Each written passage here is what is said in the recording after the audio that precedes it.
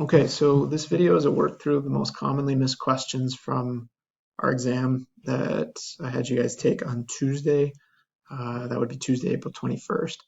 And there were really only 5 questions that rose to the level of, hey, we had enough people miss this, it's worth talking about. And then there were really only 2 of concern. This is actually one of those 2, and I'll highlight the other one out of these 5 when we get there. I think each problem worked through is going to be, maybe 3-4 minutes tops. So I'll probably end up running 2 videos on this since we have 5 of them, but we'll see. I have a 15-minute time limit on these videos. So looking at this first one, we've got the position, this is number 4, but the first one we missed. Position a particle moving in the xy plane given by the parametric equations. What values of t is the particle at rest? We're clearly going to need to take a derivative of some kind. What I would do is sit back and think about this one. So in Calc 1, what we were looking at is dy dx. That would be like creating a velocity equation where we're not dealing with parametric, where we're dealing with single variable type stuff. And we would go about setting that equal to 0 and figuring out what values we get. And what that's doing in a 2 variable context is telling us what x value the y value stops moving for. And so again, x being the input, y being the output. That's in a Calc 1 context. If you run this problem from a Calc 1 viewpoint, they've actually included the incorrect answer, which would be A. If you do a dy dt, dx dt, divide those, set equal to 0, you're finding the place where y stops moving with respect to x. What you're actually after here is where x prime is 0 and where y prime is 0 simultaneously. So you're looking for the place or places, in this case it's just a single place, where both of the 2 derivatives are 0. In other words, it's not moving laterally, left to right, that's our x prime, and it's not moving vertically, and that's our y prime. So to get dx dt, that's obviously the probably most straightforward part of this, 3t squared minus 6t. To get dy dt, we'll take the derivative of the y. We're going to get 6t squared minus 6t minus 12. And then again, what we're looking to do is find the t value that freezes both x motion and y motion at that same instant. And so we're looking to set these to 0 and say what t values make that happen. And it's going to be several, but we want a shared t value. So that makes both of them equal to 0. And perhaps I'm hammering that point a little too hard, but that's really the only nuance of the problem. So we've got 3t, and then we've got t minus 2, and that's our dx dt, or our horizontal motion. And then over here, we're going to take out a 6, and that's going to leave us with t squared minus t minus 2, and then I can factor that expression to get t minus 2 and t plus 1. And those are my 2 expressions. Clearly, I've got 3 values for t that create a 0. We've got t equals 0, t equals 2, and we've got t equals 2 and t equals negative 1.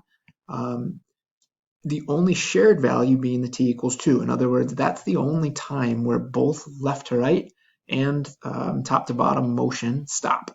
And so in this case, then our answer would be C, which is 2 only.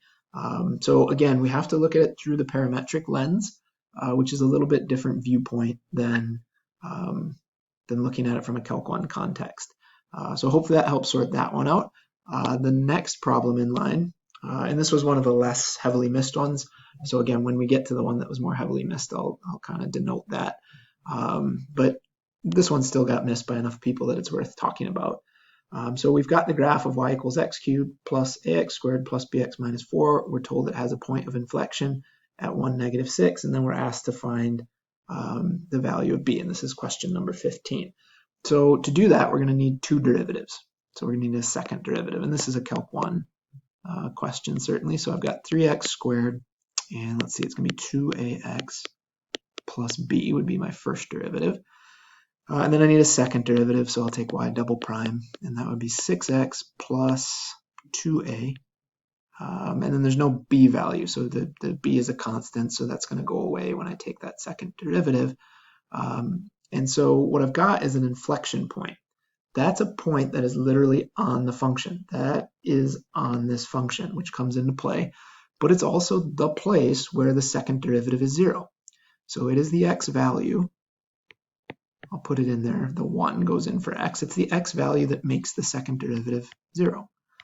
And that's going to be the piece that helps me solve for a. So subtract the 6, divide by 2, and we're going to get a is -3. Obviously not what the question's asking, but you can see they put that -3 in there as a false choice. And now we're after b. To get b, we're going to have to go back up to the original function. We're going to skip back over the first derivative. We're not actually going to use it because we don't have any info about the first derivative. But the function, we know that -6 would go in for y. So let's see, maybe I'll get wild and crazy and switch colors here. -6 would go in for y, and 1 is going to go in for each of the x's. Plus, I've established what a is, so I'm going to put a in as well.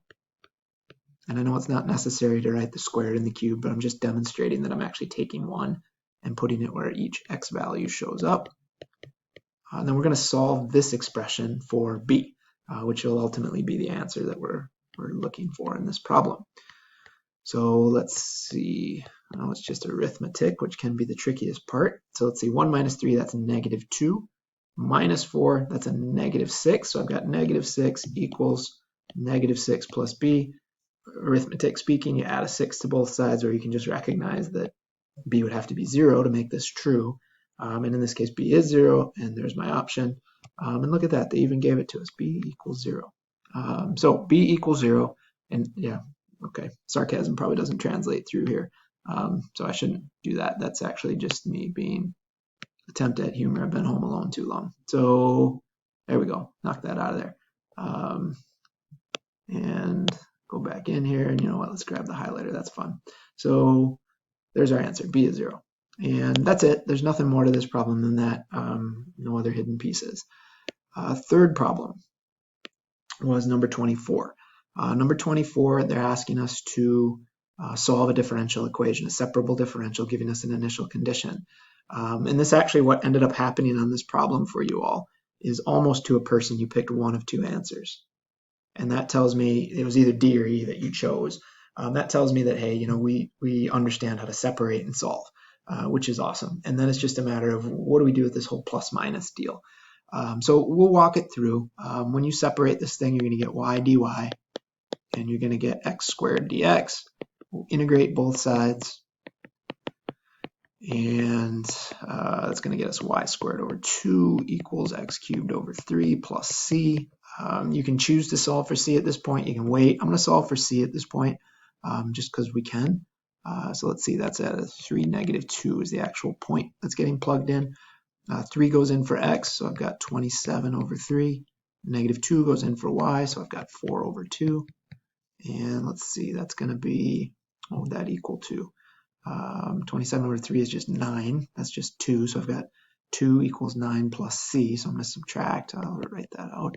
Subtract it, and then I've got c is -7, which again, you guys did flawlessly to get to the DE option, which means we've got, let's see, I'll put it over here, we've got y squared over 2 equals x cubed over 3 minus 7. We're going to multiply both sides by 2, so 2x cubed over 3 minus 14.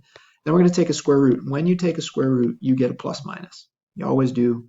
That's what taking a square root means, because you're saying either a positive or a negative would work here, because we're squaring something on the other side. So to undo it, we take a square root. And now actually, this is a really small nuance of Calc 1, but we have to go back here and say, okay, so which of them is it? Well, based on the initial condition, and that's what we have to go back to, if I were to plug a 3 into this expression, my final solution expression, if I put a 3 in there, I'm going to get the value in here. So underneath the square root, I would do 2 times 3 cubed divided by 3 minus 14. I've got a square root over that whole thing. I've got this plus minus sitting on the outside. That's going to be 2 times 27 divided by 3. So that's really 2 times 9 if I do this, subtracting the power. So that's 18 minus 4, which is square root of 4, plus or minus. So if I plug in a 3 and I work it down, I've got a plus or minus. I can't have a plus or minus. And in fact, the initial condition is saying it's got to be a minus.